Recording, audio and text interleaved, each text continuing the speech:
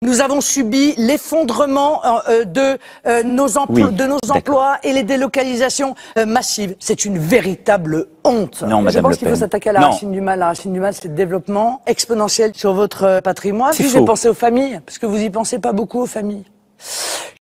C'est un mensonge. Vous n'avez pas baissé les Non, charges des c'est faux. TPE-PME, vous Non. n'avez pas mis en œuvre de délai de paiement pour les TPE-PME, pas de guichet unique, pas de simplification Oui. administrative. Oui, bah non. C'est faux. Monsieur Macron, vous avez donné une interview il y a quelque temps à Reuters où vous avez dit les Juifs, ils sont là, ils sont dans les campagnes, dans les villes. En gros, c'est ça. En gros. Bah, je sais pas. Oui. Non, mais en gros. Non, mais parce que vous dites toujours en Si gros on ne quand fait vous me pas. citez. Bah, Jamais précis.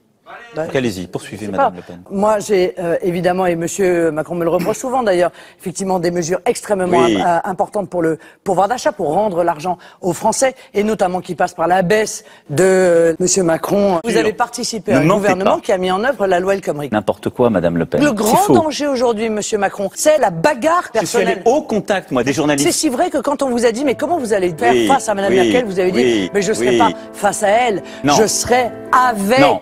elle. Je suis contre tout ce qu'a dit Madame Le Pen.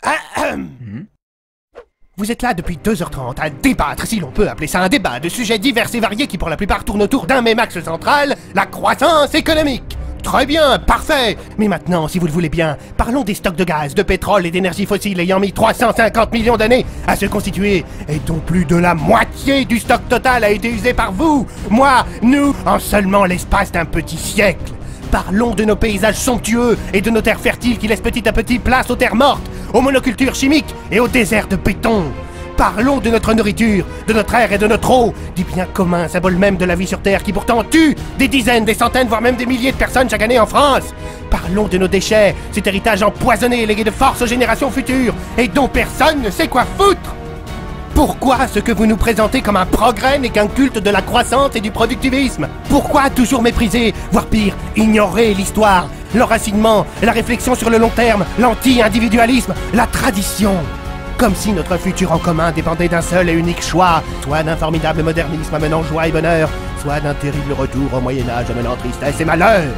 Est-il seulement autorisé d'aspirer à un monde dans lequel nous réapprendrons à vivre comme avant, avec les avancées technologiques de demain? Quoi que vous disiez, notre planète demeure un univers fini dans lequel une croissance économique infinie est inconcevable. Un constat simple à comprendre, plein de bon sens. Mais lâche comme vous êtes, vous préférez faire l'autruche, reporter sans cesse les conséquences irréfutables d'un tel mode de vie à la génération suivante. Sauf que madame, monsieur, cette fameuse génération est déjà arrivée, et c'est la nôtre! C'est faux. Sing it.